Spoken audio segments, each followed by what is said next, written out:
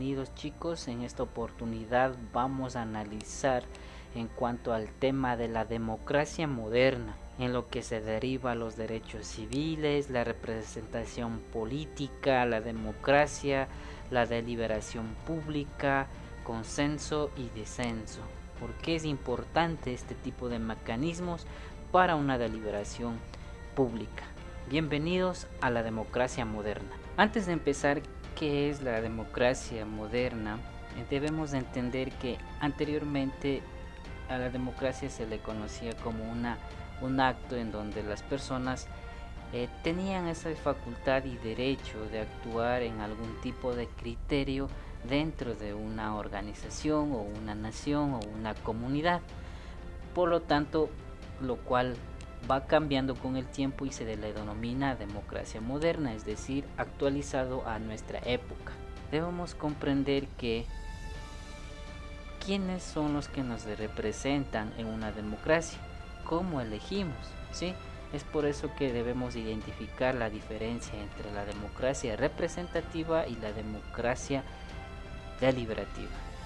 En la democracia representativa se basa más que todo en la representación de una comunidad o un sector a través de un representante a la cual ejercemos nuestro voto. Por tanto, podemos decir que la democracia deliberativa es la toma colectiva de decisiones para un grupo o comunidad que lo beneficie, ¿sí? Entonces es importante entender qué es, ante todo, un representante político. Un representante político simplemente es el que representa a muchas personas, decenas, centenas, miles o millones en una sola representación, quien llega al poder por la confianza depositada en él. Esta confianza se expresa a través de un voto libre y voluntario. Por tanto, es fundamental que haya una ética de fidelidad y coherencia en la propuesta política que llevó al poder al representante. Todo esto se realiza a través del voto. Un ciudadano consciente de que este representante los va a representar en la toma de decisiones de manera deliberada a fin de beneficiar a toda la colectividad. Eso es en cuanto a la representación política. Es importante comprender que en una democracia deliberativa existen algunos beneficios en cuanto a la diferencia de una democracia fascista o una nacionalista o una autoritarista, ¿sí? En cuanto a una democracia, el beneficio que brinda en una democracia representativa es que existe un sistema que permite a los ciudadanos elegir a sus representantes para las diferentes funciones del Estado. Estos asumen la responsabilidad de administrarlo dentro de los principios o propuestas planteadas en una campaña electoral, tal como sucede en la elección de los presidentes, asambleístas o algún tipo de representante, sea en una comunidad, en una sociedad o simplemente dentro de un grupo social que esté representado.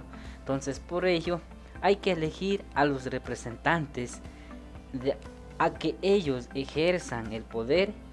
Entonces la gente, al elegir estos representantes del pueblo, despoja su poder y lo entrega a los gobernantes para que actúen en su nombre, creando un pacto social que legitime el poder de las autoridades. Entonces vamos a analizar cómo es que estas personas que son elegidas voluntariamente por el pueblo pierden su legitimidad. Es decir, qué causas hace que ellos pierdan esta legitimidad que dan las personas al elegirlos. Entre ellas está la usurpación del poder, lo que significa que desde adentro hay grupos que desconocen la autoridad y se toman el poder. Estos casos se pasan mucho, ¿no? Por ejemplo, una persona es engañada supuestamente indicándole que una propiedad es de él y lo vende a otra persona, es decir, que hace la acción de ocupar algo que no es suyo, ¿sí? Entonces por eso se puede entender como una usurpación de poder. En una entidad podría ser que sin que los representantes de un lugar la hayan elegido, se autoproclame como un nuevo presidente o algún tipo de representante colectivo. Eso es una usurpación de poder. La siguiente causa es cuando el mandatario se convierte en un tirano y atropella los derechos de todos, es decir, se vuelve un dictador, como en el caso de Alemania, ¿sí? Cuando apareció Hitler. Otro, cuando el ejecutivo asume las funciones legislativas o impide su funcionamiento o deja de aplicar las leyes aprobadas por el legislativo. ¿Quién es el legislativo en nuestro país? Pues la asamblea. Es decir, que si la asamblea toma algún tipo de ley y no lo asume el ejecutivo, es decir, el presidente no lo quiere asumir y quiere tomarlo por su cuenta, eso también es una causa de pérdida para la legitimidad, como en el caso de Venezuela, ¿ya? Si los derechos del pueblo no se garantizan, es decir, que si aplicaron algún tipo de derecho y no les beneficia, también es una causa de pérdida de legitimidad. En cuanto si no se cumplen las ofertas de campaña, típico en nuestro país que mayoría de los que desean o ingresan a sea para alcaldía o para una junta parroquial, indican, ¿no?, sus ofertas de campaña, pero no lo hacen. Entonces eso hace que se genera la pérdida de legitimidad. ¿Qué factores inciden para que esto cause, no? Es el debilitamiento de la democracia representativa, es decir, que ya no hay apoyo. ¿Por qué? Por la ausencia de rendición de cuentas, por la falta de transparencia, los cambios de camiseta, es decir, que se cambia de un partido político a otro partido político, la estructura verticalizada de los partidos políticos, es decir, que generan otro objetivo, en fin, no llegan a nada, ¿sí? Es por eso que es importante que la democracia representativa sea vigilada y fiscalizada por una actividad política, sea de los gobernantes o de una administración de Estado, es decir, por los mismos entidades que tiene nuestro país, como son la Defensoría del Pueblo, la Fiscalía General de la Nación, el Contralor General del Estado o el mismo Consejo Nacional Electoral, ¿sí? Dependiendo de qué tipo de actos se esté realizando cada uno de estos entidades del sector público interviene, ¿ya? Entonces de esa manera es cuando se pierde la legitimidad. Como ya vimos que es una forma de regular a aquellas personas que pierden esa legitimidad de estas entidades, es importante saber a qué ley están sujetas. Por ello, la Ley Orgánica de la Función de Transparencia y Control Social del artículo 4 tiene algunos objetivos. Entre ellas está fomentar e incentivar la participación ciudadana, ¿sí? Proteger y promover el ejercicio de derechos, es decir, el voto, incentivar a las personas que hagan el sufragio, ¿sí? Prevenir y combatir la corrupción, ¿sí? Este tipo de corrupción es muy vivida en Latinoamérica, ¿sí? En todos los países. Promover e impulsar el control de las entidades del sector público o privado que realicen acciones de interés público y que lo hagan con responsabilidad, transparencia y equidad. ¿Sí? Todo esto se basa en el artículo 4 para que lo cumplan las personas que estén dentro de una entidad pública, ¿sí? Entonces, ¿cuáles son las limitaciones de la democracia en cuanto a la tendencia de la corrupción? La corrupción es un delito y un fenómeno social, económico y político que consiste en actos ilegales para conseguir la realización de intereses personales o grupales, ¿sí? Es un acto de abuso al poder que lo cometen las personas que llegan al espacio de poder público o privado, ya sea como autoridad o como parte de la burocracia, ¿sí? Como ya vimos que la corrupción es algo social, económico, hay diferentes formas en que funciona este tipo de corrupción, ¿sí? Entre ellas está el tráfico de influencia, es decir, que buscan personas dentro de una entidad pública con el fin de beneficiarse. tal como lo pasa ahorita en el IES, ¿no? Como las altas cabecillas fueron influenciadas para vender productos o medicamentos fuera del hospital, ¿sí? Desviación de fondos, como lo utilizan algunos empresarios que no quieren pagar intereses, lo manejan en los paraísos fiscales. La extorsión, intimidación, ¿no? Intimidación a través de llamadas con fines amenazantes, con algún tipo de intimidación, ¿ya? Fraude, engaño económico, es decir, deposítame o alguna cuestión y no lo hacen obras, como el hospital de Pedernales, que nunca se hizo en el caso que actualmente se está viviendo, ¿no? El uso indebido de la información privilegiada, es decir, cambiar el nombre y utilizar esa información para comprar algo en nombre de eso y que le perjudica a una empresa. Compra y venta de decisiones judiciales, como ya sabemos, los juicios a altos cargos, como el caso de Abdalá Bucaram, en donde les callan, ¿no? Debemos ser sinceros, les callan a los jueces con dinero, ¿sí? Con el fin de que no se metan o no les meta preso. El soborno, ya sabemos, el pago de dinero con el fin de no caer en algún tipo de corrupción o algún tipo de intimidación, ¿sí? Aprobación indebida, como es muy relacionada con el soborno, ¿sí? El nepotismo, esto sí es una de las corrupciones que se vive a diario en nuestro país, ¿sí? Si nos vamos a alguna entidad pública, vemos a su hermano, su tío, su primo, su hijo, su mozo, lo que sea en una entidad. Entonces es dar empleo a algunos familiares. Entonces es lo que pasa de forma como una forma de corrupción dentro de nuestro país, ¿sí?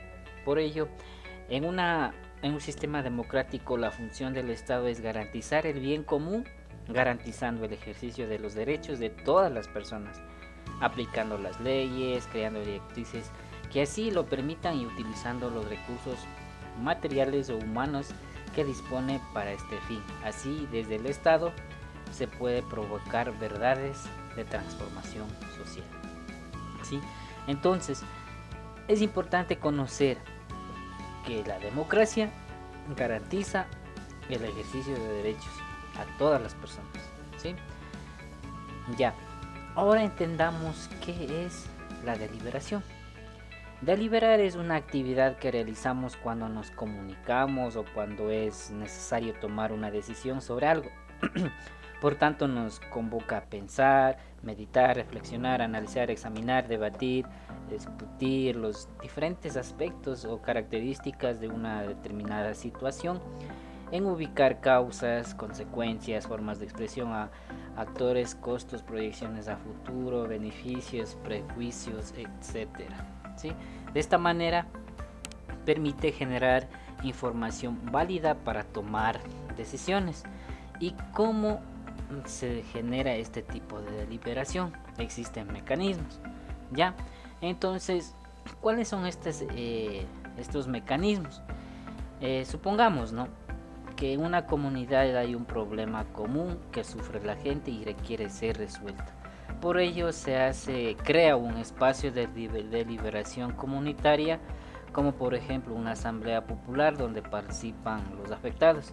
Pueden compartir sus expresiones y llegan a acuerdos que les permitan superar las problemáticas. La creación de un espacio de deliberación comunitario ayuda a que las personas evalúen la gestión de las autoridades, pues es necesario hacer un seguimiento y cumplimiento de las ofertas y encontrar el camino para solicitar que se corrijan errores, que se hagan propuestas para la solución de nuevos problemas. ¿En qué aporta la democracia deliberativa? La democracia deliberativa es un acercamiento a una forma de autogobierno que requiere que los participantes se asuman como actores iguales, donde comunican sus ideas e intereses en ejercicio de su libertad, donde asumen el respeto como principio regulador del acto deliberativo, donde aceptan los intereses colectivos están sobre los suyos. ¿Sí? Es decir, que la democracia deliberativa es un acuerdo en bien social o en conjunto. Por ello, la deliberación implica que las personas participen en un proceso de diálogo con ideas donde la gente aprenda y construya saberes. El problema está en cómo se forman estas ideas. Los medios de comunicación cumplen un rol fundamental en ello. Las redes sociales también es otra fuente en donde las personas expresan su opinión en un determinado tema. El objetivo de la deliberación es lograr una participación amplia, permanente, diversa e institucionalizada para que todos los sectores sociales expresen sus necesidades o intereses. Todo esto de lo que hace la deliberación hace llegar a un consenso o un disenso. ¿Sí? El disenso y el consenso son dos elementos clave para que la igualdad parta del proceso de diálogo y deliberación. Es decir, el disenso consiste en plantear un desacuerdo con respecto a algún tema en particular. ¿Sí? Se trata de una divergencia que se origina en las múltiples formas de pensar que tienen las personas en sus intereses y experiencias. En cambio, el consenso es estar de acuerdo en algo y ocurre como resultado del acuerdo al que llegan los participantes que tienen posiciones divergentes y que es satisfactorio para todos. La aplicación de este diálogo o deliberación en el poder se da cuando los gobernantes ponen en práctica el incrementalismo, un estilo de comunicación de consenso que enfatiza en lo gradual y jamás en lo radical, es decir, enfatiza a todos menos a un solo grupo. Por tanto, podemos terminar diciendo que el consenso es un acuerdo de todos, es hablar en la misma dirección, es llegar a un acuerdo donde todos salgan beneficiados, mientras que el disenso es una discrepancia, divergencia o una diferencia de ideas, pensamientos y posiciones. Es una falta de acuerdo entre las partes. Bueno, con esto espero que ya puedan saber qué es la democracia moderna. Se nos hizo un poquito largo el video, por tanto la solución y aplicación de las pruebas está en otro video para que lo revisen en la biografía, como también les dejo el enlace para que puedan dirigirse al video.